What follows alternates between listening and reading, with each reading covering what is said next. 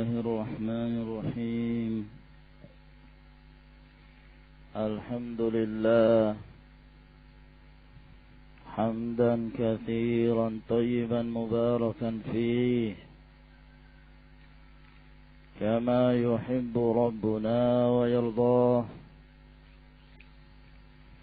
وأشهد أن لا إله إلا الله وحده لا شريك له،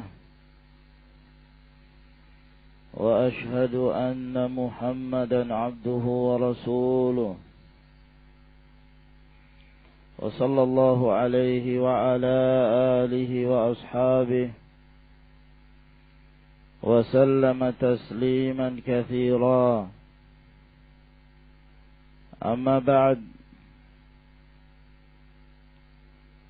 berkata Syekhul Islam Al-Mujaddid Muhammad ibn Abdul Wahhab An-Najdi rahimahullahu ta'ala,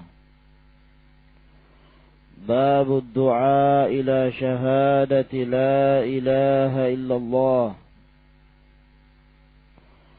Bab mengajak umat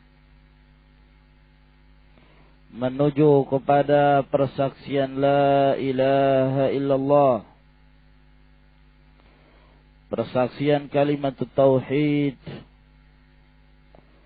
dan mengamalkan inti dan ajaran tauhid tersebut. Beliau menyebutkan bab ini rahimahullah untuk memberikan tanbih kepada seorang muslim bahwa di saat mereka diberikan hidayah oleh Allah Subhanahu wa ta'ala sehingga mereka bisa berjalan di atas tauhid dan memahami agama Allah Subhanahu wa ta'ala ini dengan sebenar-benar pemahaman dan menjadikan ibadah itu hanya untuk Allah Subhanahu wa ta'ala, maka hendaklah mereka mengetahui bahwa tatkala mereka diberikan hidayah tersebut, maka tidak sepantasnya bagi seorang muslim tersebut hanya mencukupkan diri. Setelah dia mendapatkan hidayah, dia mentauhidkan Allah Subhanahu wa ta'ala, kemudian dia tidak mendakwahkan kepada yang lain, tapi dia mencukupkan untuk dirinya sendiri. Ini tidak pantas.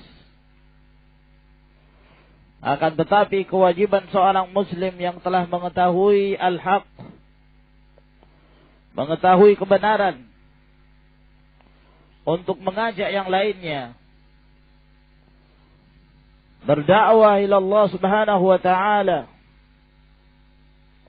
dengan hikmah dan nasihat yang baik, dan memberikan dorongan kepada mereka untuk berada di atas jalan Allah Subhanahu wa ta'ala, dan memberikan peringatan kepada mereka dari bahayanya menyimpang dari tauhid dan bahayanya kesyirikan yang akan menyebabkan batalnya amalan-amalan mereka. Wa man ahsanu qawlan mimman da'a ila Allah wa 'amila salihan wa qala innani minal muslimin. Allah Subhanahu wa ta'ala mengatakan, siapakah yang paling baik perbuatannya, siapakah yang paling baik perkataannya dari orang-orang yang menyeru, mengajak kepada jalan Allah Subhanahu wa ta'ala, dan kemudian beramal dengan amalan yang saleh, dan menyatakan bahwa sesungguhnya aku termasuk dari kalangan kaum muslimin. Al-Hasan Al-Basri rahimahullahu ta'ala ketika beliau menjelaskan makna dari ayat Allah Subhanahu wa taala ini. Siapakah yang paling baik perbuatannya, perkataannya dari orang yang berdakwah ila Allah, mengajak kepada jalan Allah Subhanahu wa taala dan beramal yang saleh dan menyatakan bahwa aku tergolong dari kalangan kaum muslimin. Lalu beliau mengatakan, hadza habibullah, hadza waliyullah, hadza safatullah, hadza khiratullah, hadza ahabbu ahli al-ardi ila Allah, ajaba Allahu fi da'watihi wa da'a an-nasa ila ma ajaba Allahu fihi min da'watihi wa 'amila salihan fi ijabatihi innani minal muslimin hadza khalifatullah.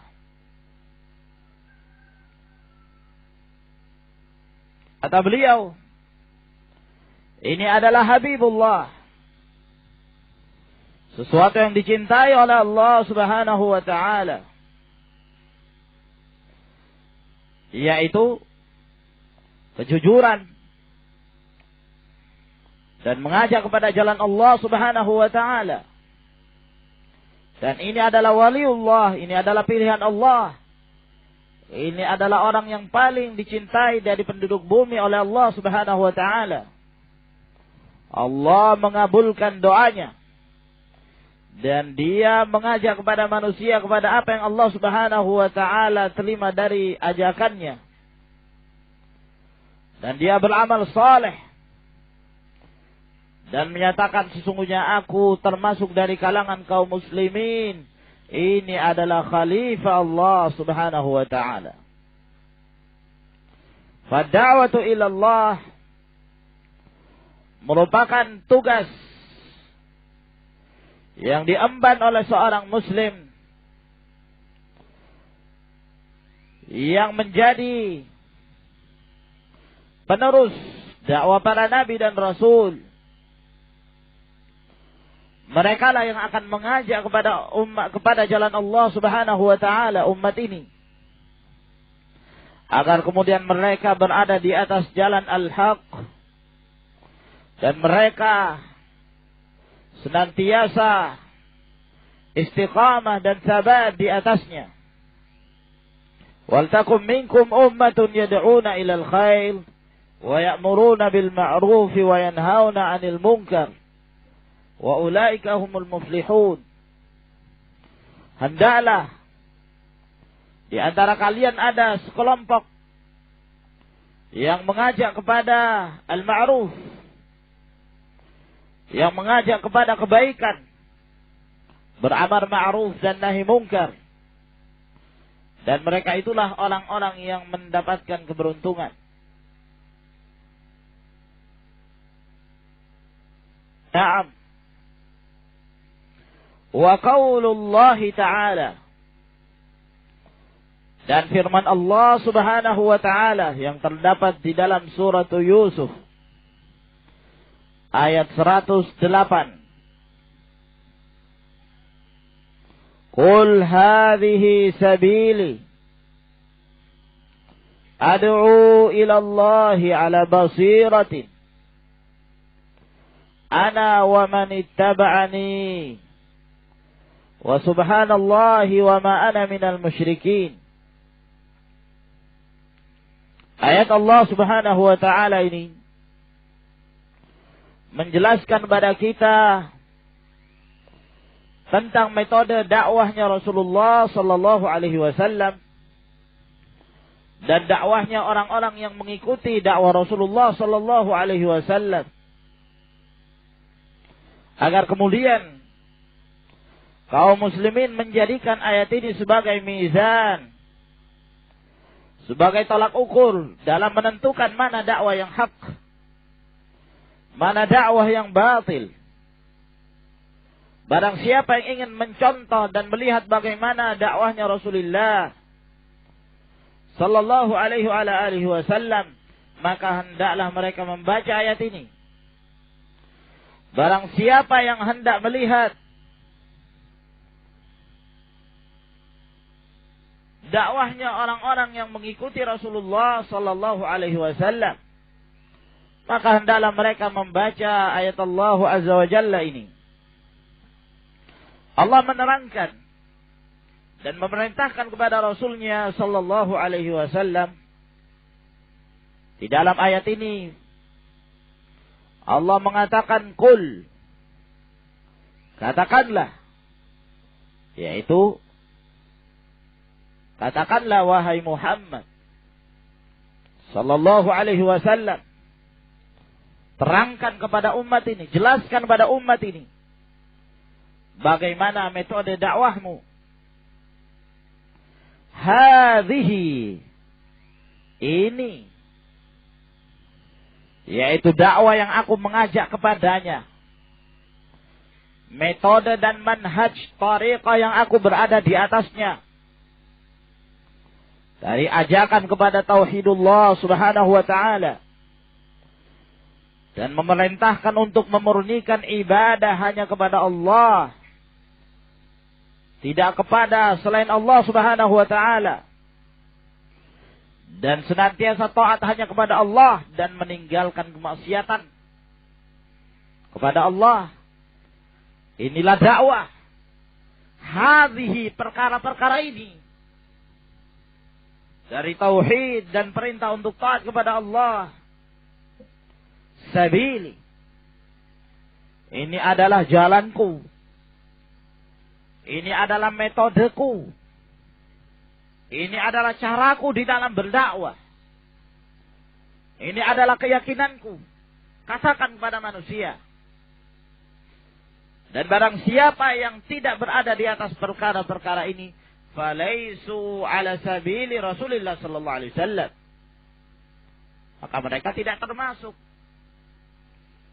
dalam golongan orang-orang yang berjalan di atas jalannya Rasulullah sallallahu alaihi wa ala alihi wasallam. Maka ayat ini menunjukkan bahwa kebenaran itu hanya terdapat bagi mereka yang mengikuti sabilu Rasulullah, yang mengikuti caranya Rasulullah sallallahu alaihi wasallam. Barang siapa yang berdakwah tidak mengikuti cara Rasulullah sallallahu alaihi wasallam, maka dakwah mereka adalah dakwatun batilah, dakwah yang menyimpang, dakwah yang sesat. Sebab kebenaran hanyalah ada dari apa yang dibawa oleh Nabi kita sallallahu alaihi wasallam. Lalu setelah itu beliau pun menjelaskan bagaimana cara beliau berdakwah. Ad'u ilallah, aku mengajak, menyeru kepada jalan Allah subhanahu wa ta'ala semata dan tidak ada sekutu baginya. Ala basiratin, di atas basirah. Makna al-basirah telah ditafsirkan oleh Imamul Mufassirin wa habrul ummah Abdullah ibn Abbas radhiyallahu ta'ala anhuma, bahwa yang dimaksud dengan basirah di sini adalah ilmu yang hak. Ilmu apabila disebutkan secara mutlak, maka yang dimaksudkan adalah al-ilmu syar'i, tidak ada yang lain. Maka yang dimaksud dengan basirah di sini adalah ilmu kitab wa sunnah, Al-Quran dan sunnah Rasulullah sallallahu alaihi wasallam. Maka dakwah Rasulullah sallallahu alaihi wasallam adalah dakwah yang dibangun di atas basirah, dakwah yang dibangun di atas ilmu, dakwah yang dibangun di atas al-haq. Ana wa man ittaba'ani, aku berada di atasnya, senantiasa menyeru kepadanya. Wa manittaba'ani, dan siapa saja yang mengikutiku. Siapa saja yang mengikuti jalannya Rasulullah sallallahu alaihi wasallam, maka ciri dakwah mereka adalah dakwah ilallahi ala basirah. Berdakwah menuju jalan Allah Subhanahu wa taala di atas basirah. Wa ma ana minal musyrikin, dan aku tidaklah termasuk dari kalangan orang-orang yang menyekutukan Allah Subhanahu wa taala. Di dalam ayat yang mulia ini kita mendapatkan berbagai macam fawaid dari satu ayat yang disebutkan oleh Allah Subhanahu wa taala. Di antara faedah yang bisa kita ambil adalah Allah Subhanahu wa taala menjelaskan tariqah dan cara Rasulullah sallallahu alaihi wasallam dan para pengikutnya berdakwah. Sebab hanya tariqah tersebutlah yang benar. Tidak ada tariqah yang benar, tidak ada cara yang benar kecuali cara yang ditempuh oleh Nabi sallallahu alaihi wasallam. Adapun yang menyelisihi cara Rasulullah, maka mereka berada di pinggir jurang kesesatan. Naam. Oleh karena itu Allah Subhanahu wa taala di dalam Al-Qur'anul Karim selalu memberikan peringatan dari bahayanya menyimpang dari tariqahnya, dari caranya, dari metodenya Rasulullah sallallahu alaihi wasallam. Falyahdharil ladzina yukhalifuna an amrih an tusibahum fitnatun aw yusibahum adzabun alim. Hendaklah berhati-hati orang-orang yang menyelisihi perintah dan perkara Rasul. Mereka akan ditimpa fitnah, ataukah mereka akan ditimpa azab yang sangat pedih. Fala wa rabbika la yu'minuna hatta yuhaqqimuka fima shajara bainahum thumma la yajidu fi anfusihim harajan mimma qadaita wa yusallimu taslima. Demi Rabbmu, mereka tidaklah beriman sampai mereka menjadikan engkau Rasulullah sallallahu alaihi wasallam sebagai hakim terhadap apa saja yang mereka perselisihkan. Kemudian mereka tidak mencari jalan yang lain dan tidak mendapatkan pada diri-diri mereka perasaan sempit untuk menjadikan hukum Rasul sebagai hukum yang telah ditetapkan di antara mereka, dan mereka berserah diri kepada Allah Subhanahu wa taala. Dan Rasulullah sallallahu alaihi wasallam di dalam riwayat Al-Imam Al-Bukhari dari hadis Abi Hurairah, kata Nabi sallallahu alaihi wasallam, "Kullu ummati dakhala al-jannata illa man aba."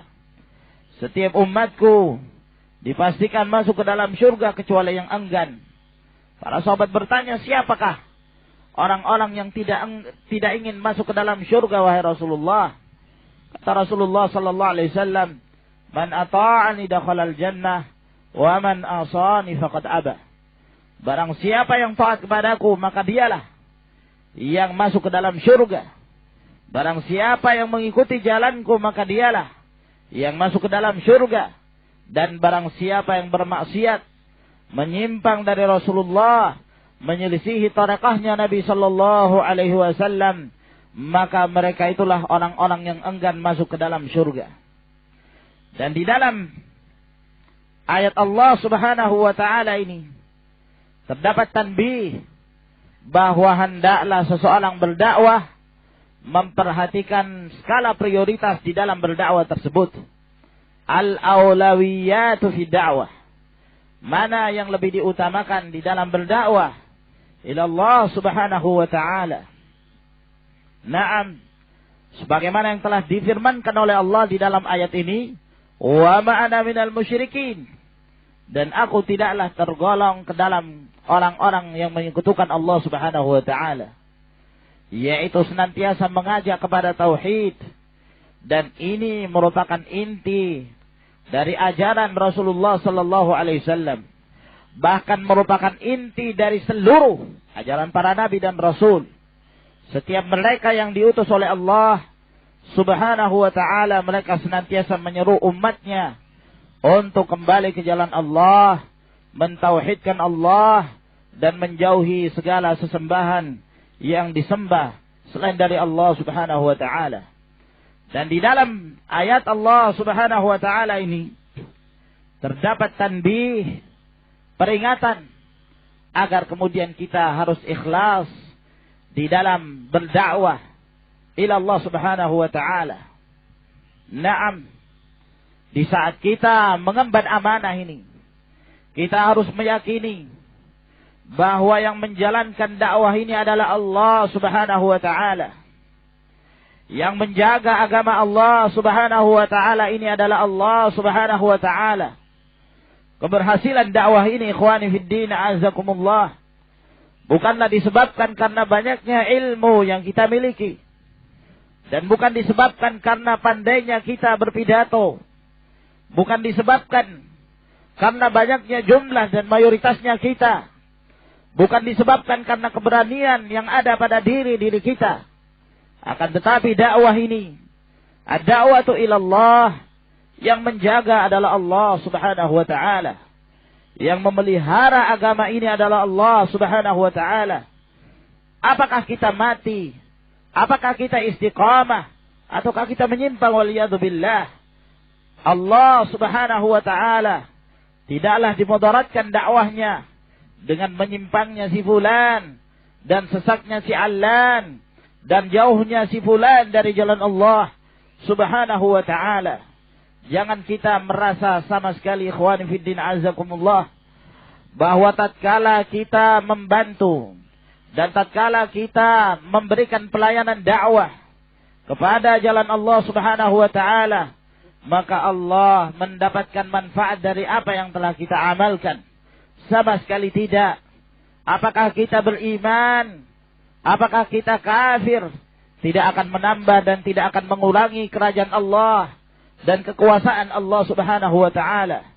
Karena kerajaan Allah Subhanahu wa ta'ala telah sungguh sangat sempurna, tidak bertambah dengan keimanannya dan bertambahnya imannya manusia, dan tidak pula berkurang dengan kemaksiatan mereka dan sesatnya mereka dari jalan Allah Subhanahu wa ta'ala. Sehingga tatkala kita meyakini, ikhwani fiddin, azakumullah, bahwa sesungguhnya agama ini milik Allah, maka hendaklah kita banyak-banyak berdoa kepada Allah Subhanahu wa ta'ala agar kemudian kita diberikan istiqamah, diberikan keteguhan, agar senantiasa berada di atas jalan Allah sampai kita bertemu Allah Subhanahu wa ta'ala. Dan kita mengikhlaskan niat kita di saat kita berdakwah, di saat kita mengajak seseorang untuk kembali ke dalam Islam yang benar, untuk kembali ke jalan Allah Subhanahu wa ta'ala. Hendaklah kita meyakini bahwa sesungguhnya apa yang kita amalkan ini hanyalah Allah Subhanahu wa ta'ala yang membalasnya. Maka oleh karena itu, kita ikhlaskan niat kita, dan kita jadikan amalan kita ini hanya untuk Allah Subhanahu wa ta'ala. Sebab mayoritas dari kalangan manusia, tatkala mereka mengajak kepada al-haq, mereka tidak sekedar mengajak kepada al-haq tersebut, akan tetapi mereka intifa', mengambil manfaat waliyadzubillah dari ajakan mereka kepada jalan Allah Subhanahu wa ta'ala. Ada di antara mereka yang secara zahir berdakwah dan mengajak manusia menuju jalan Allah, akan tetapi pada hakikatnya mereka mengajak kepada diri mereka sendiri, dan mereka mengajak untuk memperbanyak pengikutnya, memperkuat kekuatannya, dan mereka ini tidak akan lama dakwah mereka akan hancur dan akan diluntuhkan oleh Allah Subhanahu wa ta'ala. Barang siapa yang tidak ikhlas, maka Allah Subhanahu wa ta'ala lah yang akan memberikan hukuman kepada mereka. Dan barang siapa yang ikhlas di dalam dakwah, maka akan terlihat azar, akan terlihat demikian banyak keberhasilan mereka. Apakah tatkala mereka masih hidup, ataukah mereka telah mati, mereka akan tetap merasakan keberhasilan tersebut dan dirasakan pula oleh umat ini. Lihatlah bagaimana para sahabat ridwanullahi alaihim ajma'in, di mana mereka berdakwah dan mereka mengajak kepada jalan Allah dengan ikhlas, semata-mata mengharapkan keridhaan Allah Subhanahu wa taala. Lihatlah bagaimana keadaan pada a'immatul Islam, Al-Imam Syafi'i, Al-Imam Ahmad ibn Hanbal, Al-Imam Malik ibn Anas, dan demikian pula para doa, para ulama, Syekhul Islam Ibn Taimiyah rahimahullah, Al-Syekh Al-Mujaddid Muhammad ibn Abdul Wahhab An-Najdi rahimahullah, dan para ulama yang lainnya. Kita melihat di saat mereka berdakwah dan mereka ikhlas di dalam menjalankan dakwah ila Allah Subhanahu wa taala ini, wala nuzakki 'ala Allahi ahadan, kita melihat pengaruh dari dakwah mereka. Keberhasilan dari dakwah mereka terasakan baik di saat mereka masih hidup, dan demikian pula tatkala mereka telah meninggal. Mereka senantiasa mendapatkan amal jariyah dari manfaat ilmu mereka yang mereka sebarkan kepada umat ini. Sampai sekarang kita masih merasakan dakwah-dakwah mereka. Di saat kita hendak membahas ilmu, kita senantiasa menyebut sahabat-sahabat Nabi sallallahu alaihi wasallam yang senantiasa menukil hadis-hadis Rasulullah sallallahu alaihi wasallam. Di sana ada Abu Bakar As-Siddiq. Di saat kita meriwayatkan hadis beliau, kita memberikan doa radhiyallahu taala an. Demikian pula Umar bin Al-Khattab, Utsman bin Affan, Ali bin Abi Thalib, Abu Hurairah, Sa'ad bin Abi Waqqas, Abdurrahman bin Auf, dan para sahabat yang lainnya. Demikian pula dakwah-dakwah para ulama. Naam, yang mereka berhasil di dalam dakwah mereka. Sampai sekarang kita masih merasakan manfaat dari ilmu mereka dan keberhasilan mereka di dalam dakwah ini. Dari sini ikhwani fiddin azakumullah, kita harus meyakini bahwa orang-orang yang berhasil adalah orang-orang yang ikhlas di dalam berdakwah kepada jalan Allah Subhanahu wa taala. Barang siapa yang ikhlas semata-mata mengharapkan keridhaan Allah dan jauh dari tendensi dunia, jauh dari kehidupan dunia dan mengharapkan kehidupan dunia, maka mereka itulah yang akan ditolong oleh Allah Subhanahu wa taala dakwahnya, dan mereka itulah yang akan berhasil dakwahnya baik di saat mereka hidup maupun di saat mereka meninggal. Maka umat ini akan selalu merasakan manfaat dari dakwah-dakwah mereka. Kita melihat pula bagaimana athar yang telah disebarkan dari manfaat dakwah dan manfaat ilmu yang dimiliki oleh para ulama di zaman ini. Al-Syekh Muhammad Nasruddin Al-Albani, Al-Syekh Abdul Aziz ibn Baz, Muhammad ibn Salih Al-Utsaimin, wa Syekh Muqbil ibn Hadi Al-Wadi'i rahimahumullahu ta'ala. Kita sangat merasakan pengaruh dari dakwah mereka. Kita sangat intifa, mengambil manfaat dari ilmu-ilmu mereka.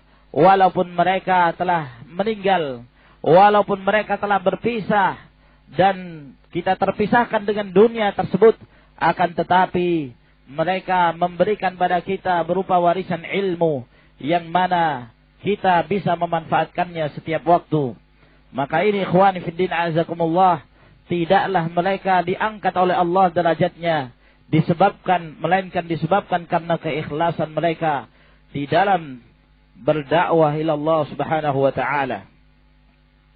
Dan juga di dalam ayat ini terdapat tanbih bahwa ilmu merupakan salah satu kewajiban bagi seorang muslim yang hendak mendakwahkan agama ini ke jalan Allah Subhanahu wa taala, mendakwahkan umat ini agar kemudian hendaklah mereka mendakwahkannya dengan ilmu.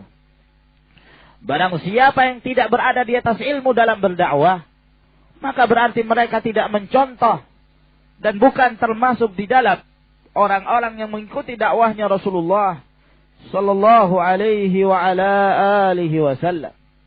Naam. Oleh karena itu merupakan ciri khas dakwah ahli sunnah, dakwah para pengikut Rasulullah sallallahu alaihi wasallam. Mereka tidaklah mengajarkan umat ini kecuali yang mereka ketahui dari ilmu. Mereka tidak mendidik umat ini kecuali dengan ilmu. Sebab Alkitab wa Sunnah kedua-duanya telah terpelihara dari kesesatan, terpelihara dari penyimpangan. Sebab al-haq hanya terdapat di dalam Al-Quran dan As-Sunnah. La yatajazza wa la yata'addad. Kebenaran itu tidak berbilang. Dan kebenaran itu tidak terbagi-bagi. Apa-apa yang datang dari selain Al-Quran wa Sunnah fal batil. Maka itu dipastikan berada di atas kebatilan. Yang maksum, yang terpelihara dari kesalahan, hanyalah al-haq tersebut. Oleh karena itu, barang siapa yang ingin mengikuti, ikutilah al-haq. Barang siapa yang ingin berjalan, berjalanlah di atas kebenaran Alkitab wa Sunnah. Jangan berjalan di atas orang-orang yang mereka tidak terselamat dari yang namanya kesalahan dan yang namanya penyimpangan. Oleh karena itu, dakwah ahli sunnah wal jamaah adalah merupakan dakwah yang terpelihara dari kesalahan. Dakwah yang terpelihara dari kesesatan.